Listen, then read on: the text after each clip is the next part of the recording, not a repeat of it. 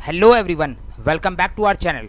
आज हम बात करेंगे हमारे बीकॉम प्रोग्राम और बीकॉम ऑनर्स के स्टूडेंट्स से। जो स्टूडेंट्स बीकॉम ऑनर्स और बीकॉम प्रोग्राम के फर्स्ट सेमेस्टर या फर्स्ट ईयर में हैं, अगर आपके कॉलेज के अंदर सेमेस्टर बेस्ड एग्जामिनेशन होते होंगे तो आपका फर्स्ट सेमेस्टर होगा। अगर आपके कॉलेज के अंदर ईयर बेस्ड एग्जामिनेशन होते होंगे तो आपका फर्स्ट ईयर होगा। तो जो स्टूडेंट्स फर्स्ट ईयर में हैं या फर्स्ट सेमेस्टर में हैं, कौन से सेशन की बात हो रही है? सेशन 2026-27, बिल्कुल लेटेस्ट सेशन की बात हो रही है। यानी आपने अभी अभी फर्स्ट ईयर या फर्स्ट सेमेस्टर में एडमिशन कराया है, तो आप लोगों के लिए ये वीडियो मोस्ट इंपॉर्टेंट वीडियो होने जा रही है, क्योंकि इस वीडियो के अंदर हम बिजनेस लॉ के सिलेबस के ऊपर डिस्कशन करेंगे और साथ के साथ ये भी बात करेंगे कि आखिर बिजनेस लॉ के अंदर कौन से चैप्टर इंपॉर्टेंट हैं, कौन से कम इंपॉर्टेंट है, कौन से चैप्टर आप पढ़ के जाओगे, कौन से चैप्टर आप छोड़ के जा सकते हो, कौन से चैप्टर में से कितने क्वेश्चन आते हैं, किस चैप्टर में से ऑप्शन आता है, किस में से चॉइस आती है। ये सारी बातें हम अपनी इस वीडियो के अंदर डिस्कस करने वाले हैं। आप चाहे इंडिया के अंदर किसी भी कॉलेज से हो, चाहे आप सेंट्रल यूनिवर्सिटी से हो, चाहे किसी स्टेट यूनिवर्सिटी से हो, मैं सभी स्टूडेंट्स को ध्यान में रखते हुए बिजनेस लॉ का सिलेबस डिस्कस करने वाला हूँ। और एक इंपॉर्टेंट बात मैं आपको बता दूं, बिजनेस लॉ की जो क्लासेस होंगी वो भी आपको हमारे चैनल पर ही मिलेंगी और फ्री ऑफ कॉस्ट मिलेगी। तो बिजनेस लॉ की क्लासेस का लिंक आपको इस वीडियो के डिस्क्रिप्शन बॉक्स में मिल जाएगा, बाद में जाके देख लेना। और एक और बात मैं आपको बता दूं, आज हम बिजनेस लॉ के सिलेबस को डिस्कस कर रहे हैं। इससे पहले हम फाइनेंशियल अकाउंटिंग के सिलेबस को डिस्कस कर चुके हैं, तो फाइनेंशियल अकाउंटिंग के सिलेबस की वीडियो का लिंक आपको इस वीडियो के डिस्क्रिप्शन बॉक्स में मिल जाएगा, आप जाके देख लेना। तो चलें बिजनेस लॉ के सिलेबस को शुरू करते हैं। सिलेबस शुरू करने से पहले एक बार आप चैनल को सब्सक्राइब कर दो, वीडियो को लाइक कर दो, बेल आइकन प्रेस कर दो और डिस्क्रिप्शन बॉक्स में आपको टेलीग्राम ग्रुप का लिंक मिलेगा, उसको भी जाके ज्वाइन कर लेना। तो अगर हम बात करें यूनिट 1 की, तो हमारी पहली यूनिट आती है the Indian contract act 1872। Act का मतलब होता है लॉ। हमारे पेपर का नाम है बिजनेस लॉ, यानी यहाँ पर जो है हम रूल्स और रेगुलेशन पढ़ेंगे, यानी कानून पढ़ेंगे, कानून के बारे में जानेंगे। तो लॉ और एक्ट लगभग एक ही चीज होती है, बाकी डिटेल में इन सब बातों को हम क्लासेस के अंदर समझते हैं। तो सबसे पहला लॉ जो आपने पढ़ना है, सबसे पहला एक्ट जो आपने पढ़ना है वो है इंडियन कॉन्ट्रैक्ट एक्ट 1872। इसके अंदर भी हमारे पास दो तरीके के कॉन्ट्रैक्ट होते हैं, एक होता है जनरल कॉन्ट्रैक्ट और दूसरा अभी हम देखेंगे यूनिट 2 के अंदर स्पेशल कॉन्ट्रैक्ट। यूनिट 1 के अंदर आपको 12 चैप्टर्स देखने को मिलेंगे। ये 12 चैप्टर्स आपके यूनिट 1 के अंदर कवर होते हैं। ये होगा टोटल 12 चैप्टर्स। कौन कौन से चैप्टर्स हैं? Nature and kinds of contract, offer and acceptance, consideration, capacity to contract, free consent, legality of object and consideration, void agreement, contingent contract, quasi contract, performance of contract, discharge of contract और breach of contract. तो ये 12 के 12 chapter आपके unit 1 के अंदर cover होते हैं। Unit 1 कौन सी हमारी? द इंडियन कॉन्ट्रैक्ट एक्ट 1872, और वो भी जनरल कॉन्ट्रैक्ट वाली। और इन 12 के 12 चैप्टर्स की क्लासेस आपको हमारे चैनल पर मिल जाएंगी।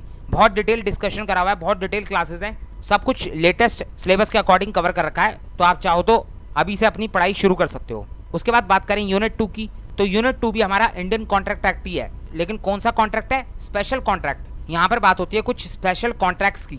तो हमारे पास स्पेशल कॉन्ट्रैक्ट्स के अंदर 5 तरीके के कॉन्ट्रैक्ट आते हैं। ये हमारे टोटल 5 चैप्टर हैं जो यूनिट 2 के अंदर कवर होते हैं। पहला है कॉन्ट्रैक्ट ऑफ इंडेमनिटी, दूसरा है कॉन्ट्रैक्ट ऑफ गारंटी, तीसरा है कॉन्ट्रैक्ट ऑफ बेलमेंट, फोर्थ है कॉन्ट्रैक्ट ऑफ प्लेज और फिफ्थ है कॉन्ट्रैक्ट ऑफ एजेंसी। तो सेकंड यूनिट के अंदर हमारे पास टोटल 5 चैप्टर आ गए। उसके बाद बात करूं अगर मैं थर्ड यूनिट की, तो थर्ड यूनिट आता है हमारा the sales of good act 1930।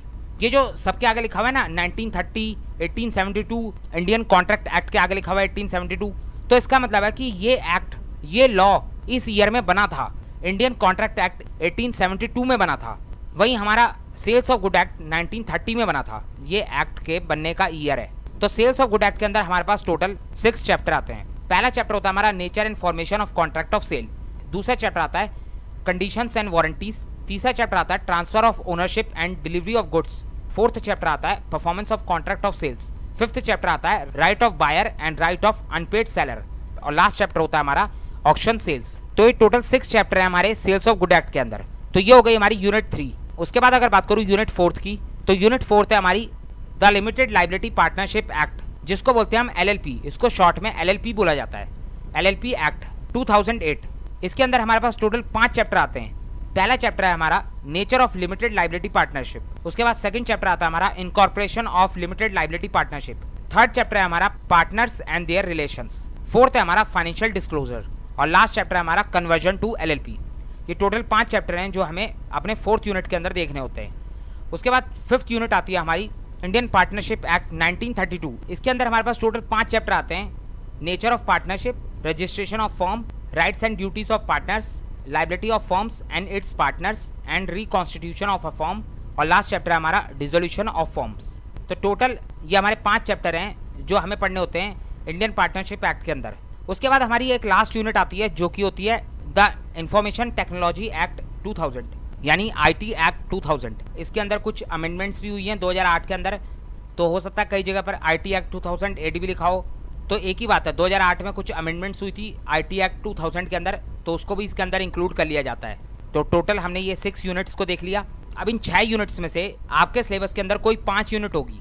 अगर मैं बात करूँ पहली यूनिट की, तो पहली यूनिट तो सभी के सिलेबस में होगी। हम सिलेबस जो है सभी यूनिवर्सिटीज़ के अकॉर्डिंग डिस्कस कर रहे हैं, चाहे आप किसी सेंट्रल यूनिवर्सिटी में हो, चाहे किसी स्टेट यूनिवर्सिटी में हो, सभी के सिलेबस को यहाँ डिस्कस करा जा रहा है।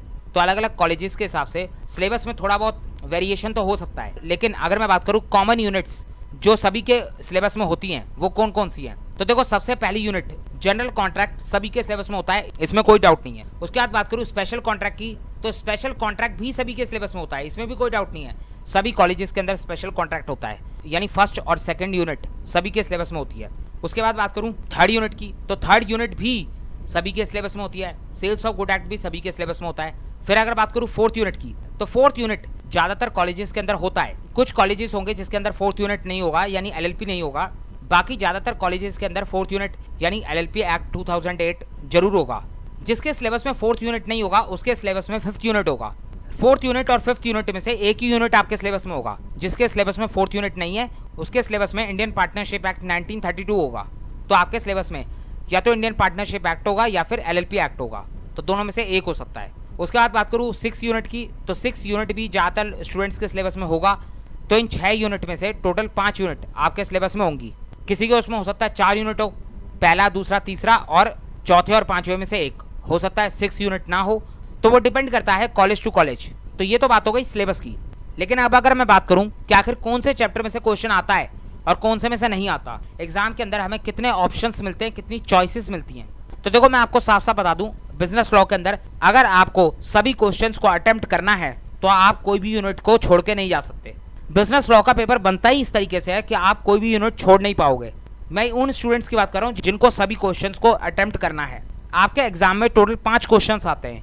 अब मान लो आपको 5 में से 3 ही क्वेश्चन करने हैं, तो वो आपकी अपनी मर्जी है। लेकिन जिसको सभी क्वेश्चंस को अटेम्प्ट करना है तो उसको 5 यूनिट को पढ़ना होगा, क्योंकि क्वेश्चन किस तरीके से आते हैं वो आप यहाँ पर समझ लो। आपका जो बिजनेस लॉ का फर्स्ट क्वेश्चन होगा वो फर्स्ट यूनिट से पूछा जाएगा। तो अब फर्स्ट क्वेश्चन के चॉइस में भी जो क्वेश्चन आएगा ना वो भी फर्स्ट यूनिट से होगा, तो आप कुछ भी छोड़ के नहीं जा सकते। ऐसा नहीं हो सकता कि आप ऑप्शन वाला क्वेश्चन कर लो। फर्स्ट क्वेश्चन के ऑप्शन में जो क्वेश्चन होगा वो भी फर्स्ट यूनिट से ही होगा। उसके बाद उसी तरीके से सेकंड क्वेश्चन सेकंड यूनिट से पूछा जाएगा। सेकंड क्वेश्चन के अंदर जो ऑप्शन होगा वो भी सेकंड यूनिट से ही होगा, तो इसको भी आप छोड़ नहीं सकते। ऐसा नहीं है कि आप कोई ऑप्शन वाला क्वेश्चन कर लो।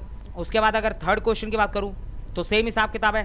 थर्ड क्वेश्चन थर्ड यूनिट से होगा और इसके ऑप्शन में जो क्वेश्चन आएगा वो भी थर्ड यूनिट से ही होगा, तो इसको भी आप छोड़ नहीं सकते। उसके बाद फोर्थ यूनिट अगर आपके सिलेबस में होगी तो इससे आपका फोर्थ क्वेश्चन बनेगा और इसके ऑप्शन में जो क्वेश्चन आएगा वो भी फोर्थ यूनिट से ही होगा, तो इसको भी आप नहीं छोड़ पाओगे। अगर फोर्थ यूनिट आपके सिलेबस में नहीं होगी तो फिफ्थ यूनिट आपके सिलेबस में होगी, तो फिफ्थ यूनिट से आपका फोर्थ क्वेश्चन बन जाएगा। तो इसीलिए बिजनेस लॉ के अंदर आप किसी भी चैप्टर को छोड़ नहीं सकते। आपके पास छोड़ने का कोई भी ऑप्शन नहीं है। आपको सभी चैप्टर्स सभी यूनिट्स को अच्छे से पढ़ के जाना होता है।